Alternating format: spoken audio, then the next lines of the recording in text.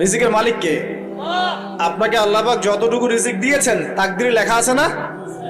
তাকদিরে লেখা আছে না? তাকদিরে লেখা আছে যেটা, সেটা কি আপনি না খেয়ে মরবেন নাকি?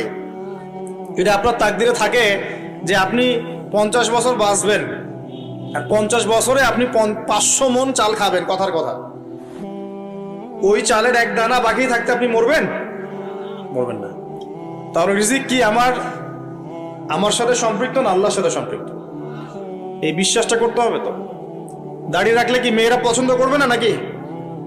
বলেছে যে বিয়ে করবো না দাঁড়িয়ে রাখলে, এমন কথা বলেছে? যদি কোনো মেয়ে এরকম কথা বলে, ওই মেয়েকে বিয়েই করার দরকার নেই আপনার। যদি কোনো মেয়ে আপনাকে বলে যে দাড়ি রাখলে ভালো লাগে না, শেভ করতে হবে, না হলে বিয়ে হবে না, বিয়ে করব না, ওই মেয়েকে বিয়ে না করাই উচিত আপনার। ওর তো মানে আপনাকে বিয়ে করার যোগ্যতাই হয়নি, ওর তো যোগ্যতাই হয়নি আপনাকে বিয়ে করার। সে তো দাড়ি নিয়ে প্রশ্ন তুলছে। যে মেয়ে বলবে যে নবীর সুন্নত আছে এজন্য আপনাকে পছন্দ করি, তখন বুঝবেন যে হ্যাঁ, এই মেয়ের মধ্যে ভালো কিছু আছে। যেই মেয়ে দেখবে যে আপনি নামাজি কিনা, যেই মেয়ে দেখবে আপনি নামাজি কিনা, দাড়ি আছে কিনা, ইমানদার কিনা, দিনের জন্য কিছু করেন কিনা, হালাল খান কিনা,